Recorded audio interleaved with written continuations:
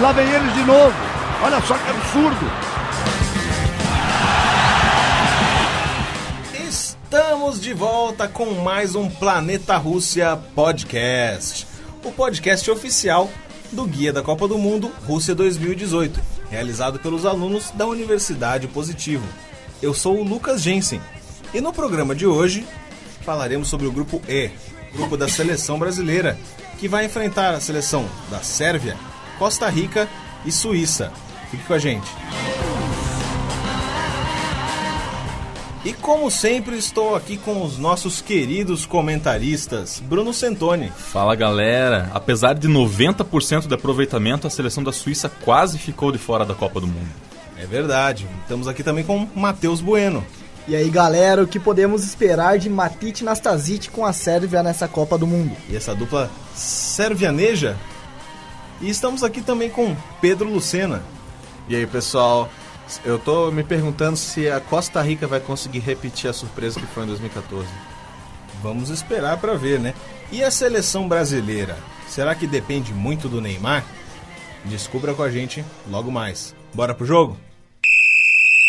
Começando aqui com a seleção brasileira. Já vamos começar pela favorita ao grupo, né? Será que... Eu vou levantar a bola aqui já direto pro Pedro Lucena cortar. Eita! Será que a seleção brasileira tem uma dependência no Neymar?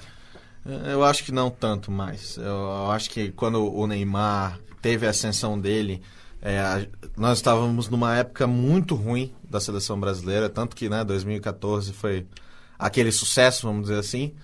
E eu acho que o nível entre os jogadores, ele subiu muito, né? Você vê o surgimento também de caras como Gabriel Jesus, Firmino. Então você deixou de depender tanto do Neymar para qualquer atividade ofensiva, vamos dizer assim. Então eu acho que não, eu acho que o Brasil evoluiu muito como seleção e com certeza não é mais uma Neymar dependência. Eu acho que a seleção possuía assim, uma certa dependência com o Neymar alguns anos atrás, quando não tinha um padrão tático muito definido, né?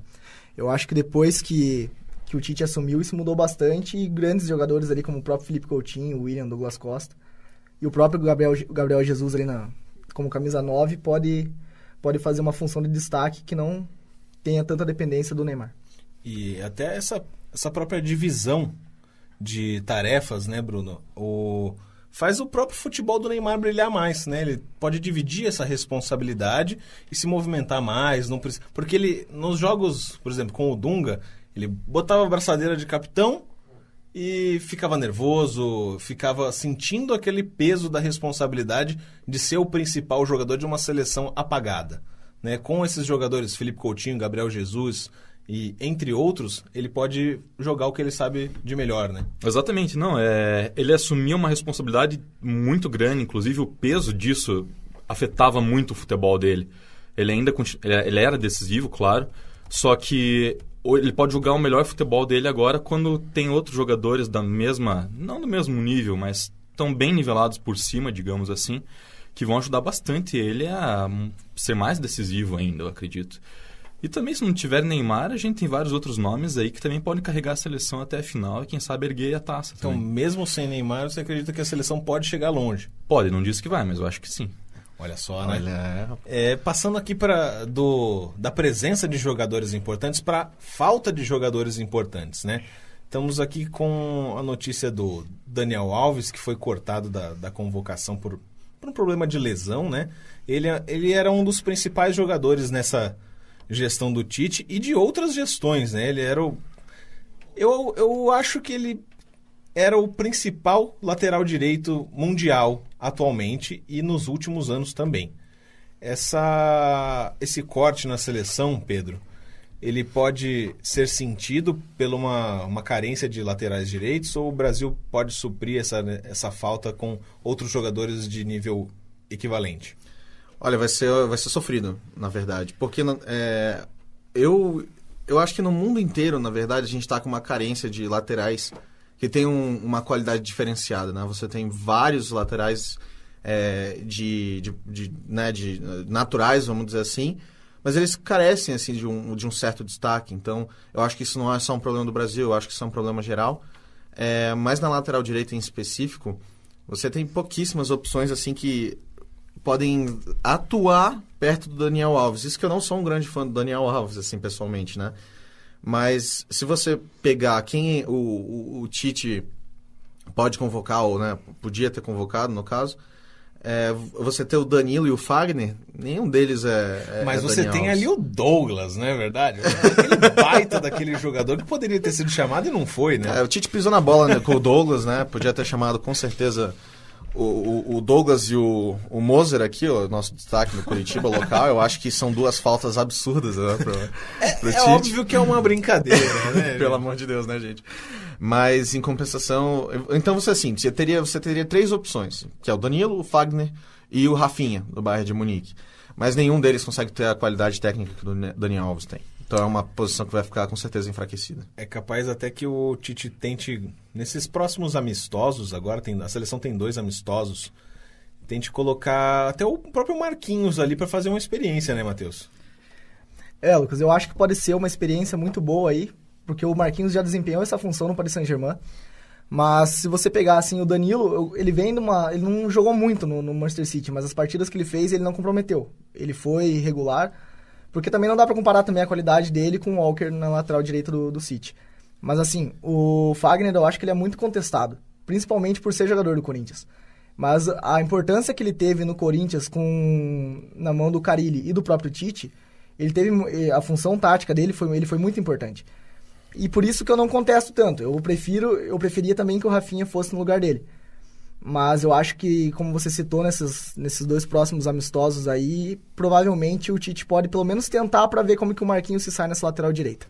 E a gente não está aprofundando tanto aqui a seleção brasileira, porque teremos um especial, né? Após todos os grupos da Copa, teremos um especial aí de um programa inteiro para falar só da seleção brasileira. Mas eu queria levantar aqui uma pequena polêmica para o nosso Bruno Santoni, né? Que disse para mim, antes da gravação do programa, que o time titular do Brasil é muito forte, mas o time reserva não é tanto assim. O que você quis dizer com isso, Bruno? São jogadores que individualmente são muito fortes, o time titular, e que eu acredito que o Banco do Brasil, quando necessitasse... O Banco do Brasil. O Banco do Brasil... Agora que eu Caixa entendi Econômica Federal. que o Banco do Brasil não supre a falta de um jogador se por acaso ele se lesionar, como é o caso é o caso clássico do Daniel Alves, né? Ele saiu e aí? Quem que a gente tem para colocar no lugar? Então pode acontecer isso também com o Marcelo. Se o Marcelo se machuca, aí quem que vai entrar no lugar? A gente até tem a opção, sabe? Mas não vai ser do mesmo nível do jogo. E sem contar que muda muito a formação tática também, né, do Tite. Que nem o Daniel Alves, vamos falar dele, porque é um caso aí já consolidado, né? Um fato já. Se ele... ele era um homem de confiança do Tite e ele subia muito, né? Ele ia muito pro ataque. Agora, você coloca um jogador brasileiro, por exemplo, o Fagner. A gente estava comentando disso, desculpa retomar, mas o Fagner. Ele não tem tanta experiência na Europa, né? Se você colocasse um Rafinha, ele tem 7 anos de Bayern de Munique. Então ele tem um conhecimento maior dos adversários que ele vai enfrentar na Copa do Mundo. Ele está mais acostumado com esse futebol aí, padrão FIFA, né? Vamos dizer assim. Então, o Banco do Brasil, desculpa por essa confusão aí, mas o Banco do Brasil, ele deixa a desejar um pouco, sim. Passando a bola aqui para os nossos amigos da mesa que estão loucos para fazerem os comentários. Matheus Bueno. Eu, sendo bem sincero, eu não concordo com o Santoni. Eu acho que o banco de reservas, de jogadores reservas da seleção brasileira, não é um banco ruim. Eu prefiro muitas vezes o banco da seleção brasileira do que de outras seleções. Eu acho que o nível é muito mais alto. Eu acho que a única posição ali que dá pra gente entrar num acordo que realmente falta um jogador do mesmo nível é o Daniel Alves com as reservas dele, que realmente não dá pra comparar. Mas eu acho que pra cada posição ali tem um reserva de qualidade. Eu acho que uma boa prática aí pra gente tentar... ver, eu acho que também é pela outra lateral. Caso, né, não fosse o Daniel Alves, caso fosse o Marcelo que se machucasse, você tem a opção que é o Felipe Luiz, que já é um degrau abaixo, e depois dele você tem o Alexandre, que pra mim são 6 degraus abaixo. Então, assim, se fosse o Marcelo, você teria um substituto ainda, que é o Felipe Luiz, que consegue fazer uma boa atuação. Mas se o Felipe Luiz, por exemplo, não conseguisse se recuperar, porque ele teve uma lesão, né, não conseguisse se recuperar... Ele só quebrou a perna. Pois é. Se recuperar ao tempo da Copa, aí a gente já ia ter que sofrer com o Alexandro e alguma outra pessoa que nem saberia... A gente nem sabe quem seria, vamos dizer assim. Que a gente não tem noção de quem que é o quarto lateral, vamos dizer assim. E a gente vai contestar isso aí que o Pedro acabou de dizer da lateral esquerda, do Alexandro ser 6 degraus abaixo do Felipe Luiz, no nosso especial, né, que você pode ouvir juntamente com esses programas dos grupos da Copa. Agora eu quero saber rapidamente de cada um dos meus comentaristas aqui.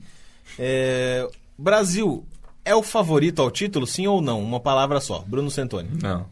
Matheus Bueno. É o favoritaço dessa Copa do Mundo. Pedro Lucena. Não. Não. Eu acho que sim. Olha, a mesa dividida 2-2 aqui, hein? Temos 50% aqui, né? Vamos passar para frente? Vamos para a próxima seleção?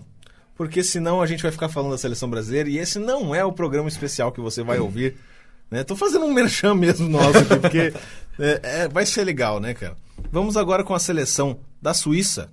A seleção da Suíça fez uma eliminatória praticamente perfeita. Né? Venceu 9 dos 10 jogos, perdeu somente para Portugal, mas infelizmente contou com uma campanha igual da seleção portuguesa, né? E acabou ficando em segundo lugar no grupo, indo para a repescagem, enfrentou a Irlanda do Norte, acabou tendo jogos duros contra a Irlanda do Norte, mas acabou se classificando. A seleção da Suíça, ela vem... Quero perguntar aqui pro Pedro Lucena. Ela vem com uma mescla de jogadores experientes e jogadores jovens. Né? Eu queria saber de você se essa mescla pode dar liga ou se essas eliminatórias foram simplesmente uma enganação e a Suíça não vai fazer nada na Copa do Mundo. Eu acho que foi uma certa enganação. Né? Eu acho...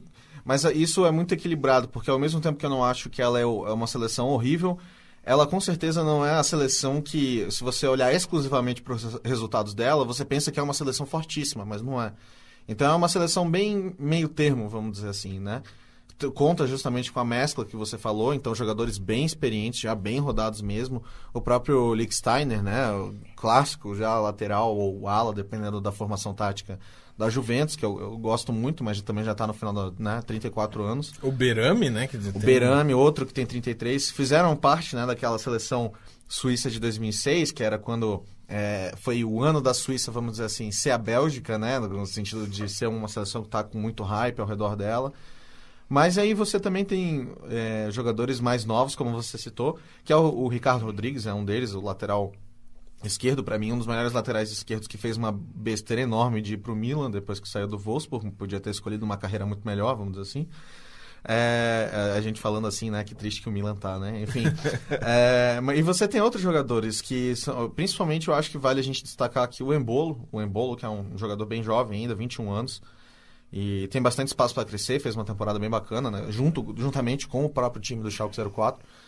Então, assim, essa mistura, eu acho que ela é muito benéfica em termos de continuidade para a seleção suíça, que ela é bem distribuída. Ela só carece de jogadores assim que sejam realmente craques. Na verdade, eu acho que sim. O Shaqiri, acho que ele teve um grande destaque na seleção. Em alguns momentos, até na última Copa do Mundo, eu acho que ele fez uma boa campanha. Mas eu acho que a parte das laterais ali que o Pedro citou, o Lichtsteiner e também o Ricardo Rodrigues, eles têm essa diferença entre a idade entre eles, mas eu acho que tu pode dar um encaixe bom ali. Mas eu acho que o grande problema da Suíça é você depender do Xhaka, que é um jogador muito contestado no Arsenal, para ditar o ritmo de jogo da seleção. Eu acho que precisa de mais consistência no meio de campo ali para eles conseguirem fazer um encaixe melhor nesse grupo. Ela é uma seleção pragmática, na verdade, né? Ela é uma seleção que toca bem a bola de lado ali, faz o simples, o feijão com arroz, ou qualquer que seja a comida típica da Suíça, né, Bruno? Mas com certeza não é arroz e feijão. Não, né? é arroz e feijão. Mas eles fazem o simples muito bem, né? Então esses jogos, essa jogada deles pela lateral, principalmente com o apoio do Lichtsteiner e do Ricardo Rodrigues, que são ótimos laterais, na minha opinião, e o Shaqiri caindo principalmente pela ponta direita, só carece de um meio-campista cerebral ali, vamos dizer, né, Bruno? Eu vou daí com o Pedro Lucena, que disse que carece de craques, na realidade. Você falou bem agora da seleção da Suíça. que eu acho que, pelo menos na minha visão, assim, é uma grande ilusão, sabe? Você tem um time bem... falando do toque de bola aqui, a Suíça não era assim, né? A Suíça era só contra-ataque. Então ela mudou bastante essa postura de jogo dela. E eu tive a oportunidade de assistir o jogo da classificação de Portugal, que foi contra a Suíça. Inclusive, você falou que foi só uma derrota. Portugal também perdeu para a Suíça, além de ter vencido, né? Porque tinha um jogo de ida e jogo de volta. Enfim... Mas uma seleção muito, muito, muito fraca. Realmente, assim, você não vê nada demais. É um jogo pior do que campeonato suburbano aqui de Curitiba, sabe? Então o Brasil não tem nada que se preocupar com a seleção da Suíça. Nada que se preocupar. Não, sério mesmo. Sim, sem brincadeira, não tem com o que se preocupar mesmo. E é uma seleção fraquíssima. O ataque é horrível com o jogo com o atacante lá do Benfica, que eu não me lembro o nome dele. Seferovic. Horrível, gente. Pelo amor de Deus. Eu até... Eu tava... Botava o Matheus ali que ele fazia coisa melhor, na verdade. Só não volta pra marcar, né? Não, daí não é comigo, daí realmente não é comigo. Eu acho que o Seferovic volta pra marcar, gente. Não volta. Eu, como torcedor do Benfica, indo nas partidas todas lá, não vi ele voltar uma única vez. Assim, você vê de perto é pior do que, sabe? É aquele jogador, assim, que de perto é bom, mas quando tá perto parece que tá de longe, sabe? Eu acho que vale... Desculpa, Matheus. Eu até ia citar essa do Seferovic, que ele é um jogador que tem destaque dentro da área. Se ele não recebe a bola ali, ele não tem muita participação de jogo. Que eu acho que é um pouco que o Santoni tentou falar ali sobre o jogador. Eu acho que esse é o grande problema ali da seleção também, entendeu? A bola dentro da área ali pra finalizar. A seleção da Sérvia ela sempre foi muito forte no jogo aéreo. Seja defensivamente, seja ofensivamente, né, Pedro? Não sei se você lembra, mas eles tinham um centroavante icônico, que ele tinha mais de 2 metros de altura, que era o Zigic. O Zigic era suíço? O Zigic era... Não. Desculpa, eu estou misturando as bolas aqui. Eu já tô pulando pra próxima parte do programa, não é verdade? Volta tudo, dá um... Mas ó, nessa deixa aí a gente já podia ter, na verdade, só mudado o nome da criatura, porque eles também tinham um atacante que era de quase 2 metros, eu acho. 1,92, já é alguma coisa ali perto, que era o Derdiok, não sei se você lembra dele. Isso. Derdiok, que jogou no Bayer Leverkusen por uns 3 anos, depois foi pro Hoffenheim, não conseguiu produzir absolutamente nada. Foi pro Kanjipa, agora tá no Galatasaray. Então, assim, ele rodou bastante, daí foi seus 29 anos, às vezes ainda é convocado para a seleção da Suíça, mas também contribui aí para não ser uma seleção muito forte ofensivamente, pelo menos em questão de referência, vamos dizer assim. Eu acho que o Embolo, que nem é um atacante necessariamente de referência, é o melhor atacante da sua seleção, o que indica uma coisa bem ruim. E eu acho que a gente deve dar pelo menos uma menção aqui aos goleiros, na verdade, da Suécia, da Suíça, desculpa, que é uma Estamos posição... com dificuldades com a Suíça, né? Suíça e Suécia é uma coisa que desde pequeno eu confundia, então desculpa os nomes trocados aí. Mas o Sommer é um excelente goleiro do Borussia Mönchengladbach, fazia um trabalho fantástico também na época do Basel. O Birk, que é goleiro do Borussia Dortmund também. E, por fim, para completar o trio de goleiros que geralmente é convocado, tem o Marvin Hitz, que é o do goleiro do Augsburg. Não sei se você lembra, uns 2 anos atrás, fez um golaço para dar uma vitória pro... rapaz, o Hitz fez um gol lá no último minuto de jogo, basicamente. Então é um trio, assim, de goleiros bem interessantes. O Sommer e o Birk pela qualidade técnica dentro do gol, e o Hitz, que pode oferecer aí um gol nos últimos segundos. Os sucessores do Benalho, né? Benalho que caiu muito. Impressionante. Obrigado por ter me salvado, né, Pedro? Esse delírio aqui que eu tive. Mas chegamos agora ao nosso intervalo. Fique aí você ouvindo a nossa musiquinha. Estamos aqui com o Kasabian no intervalo. Fique com a gente, já voltamos.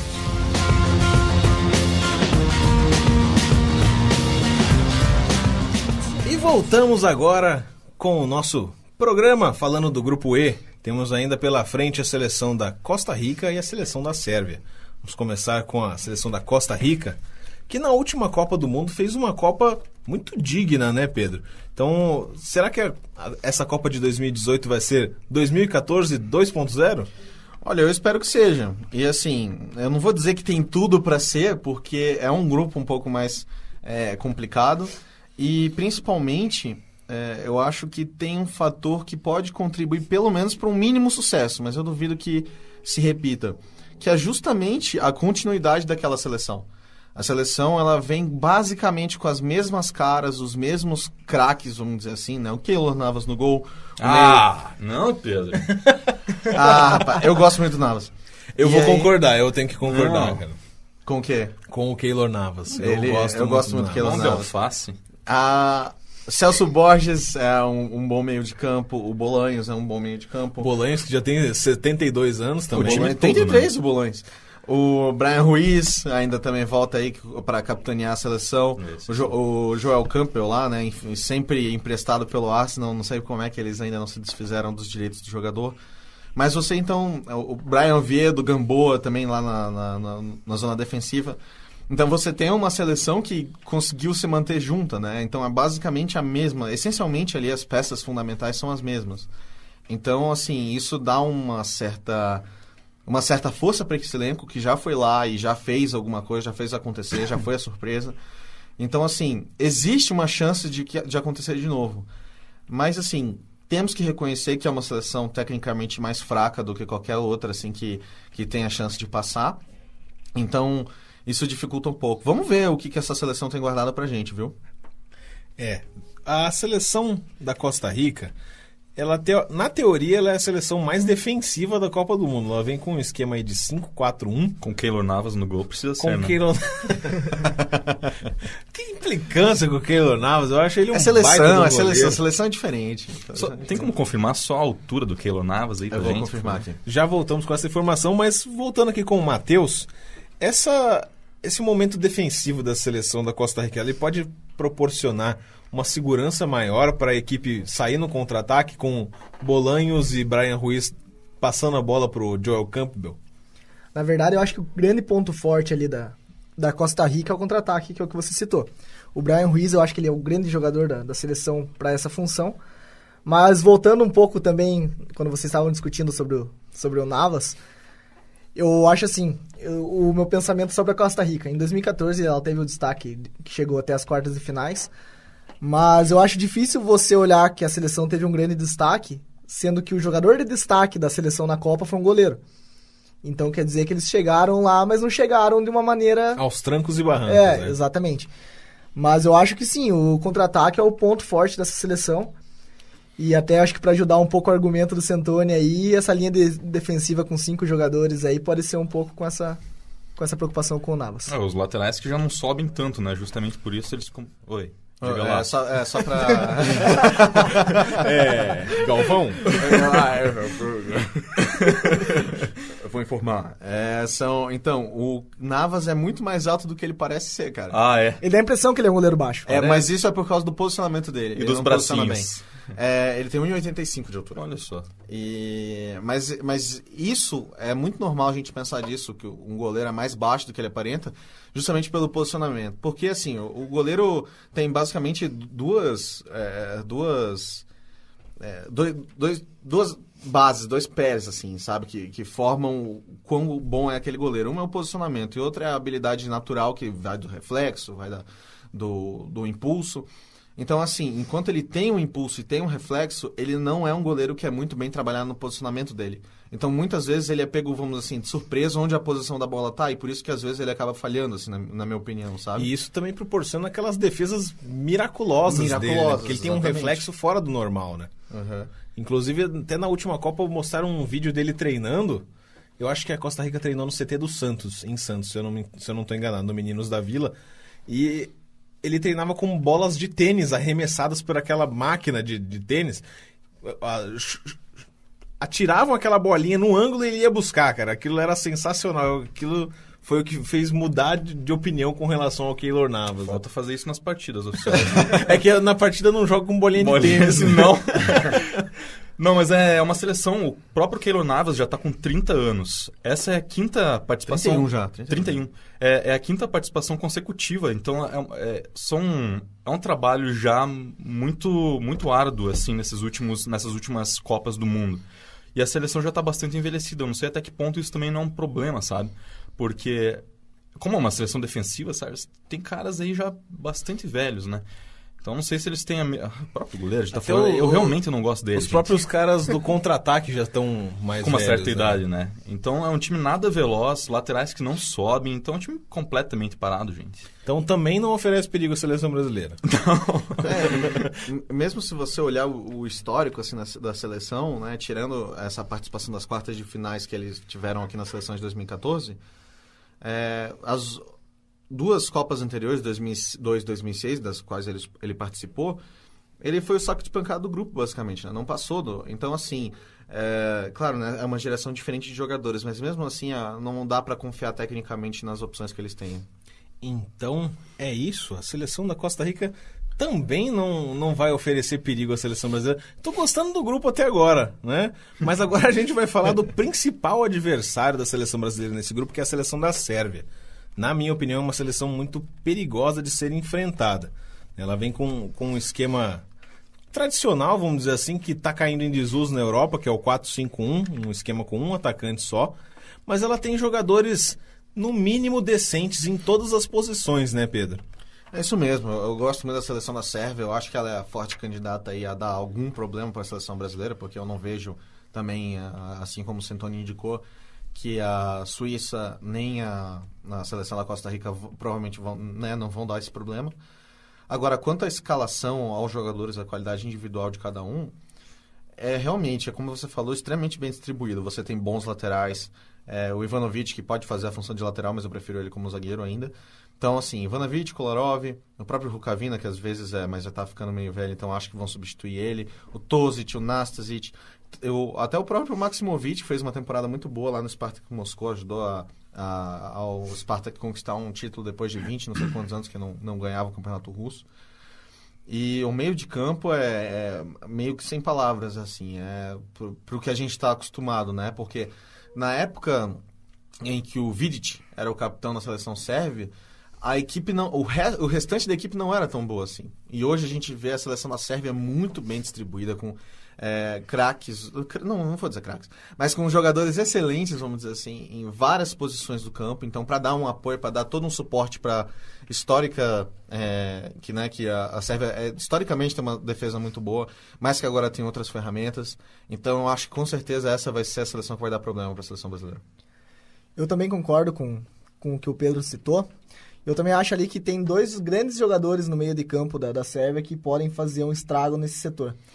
Que ali principalmente o Matic. Eu acho que o Matic vem fazendo um grande trabalho. Já vinha anteriormente no Chelsea, depois agora no Manchester United.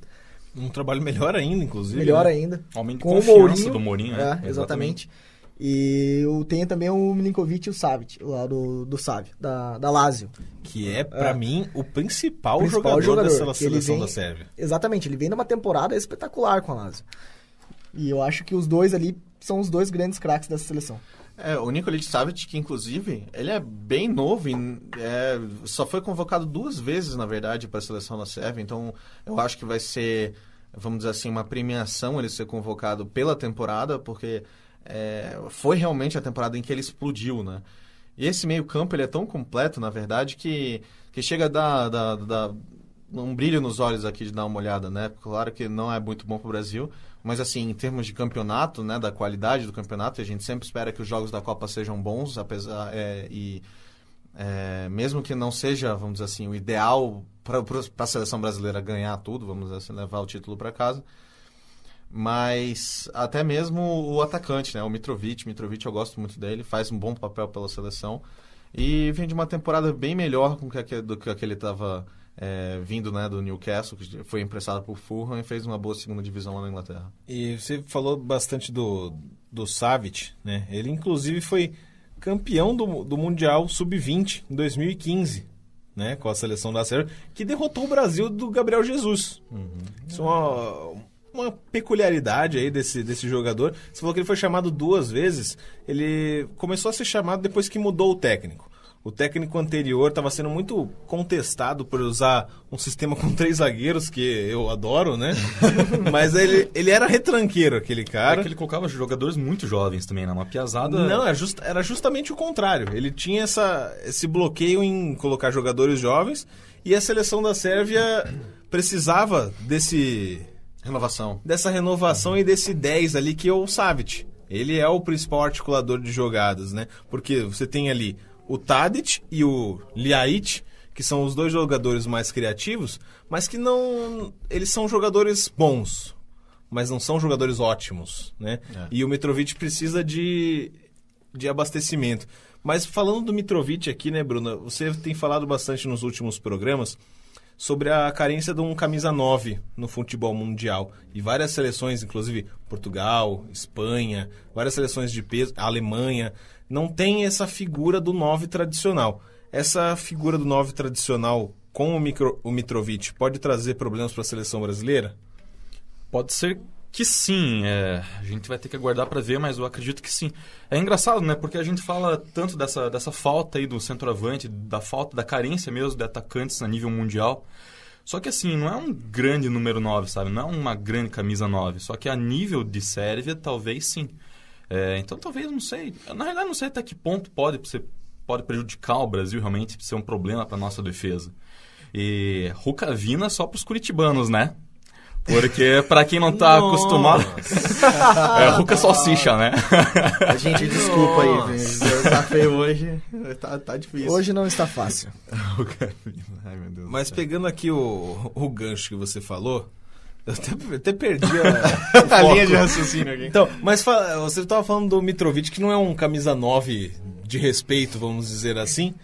E agora dá para eu falar do Nikola Zigic, não é verdade, Pedro? Que ele sim era o jogador da Sérvia com 2 metros e sei lá quanto de altura.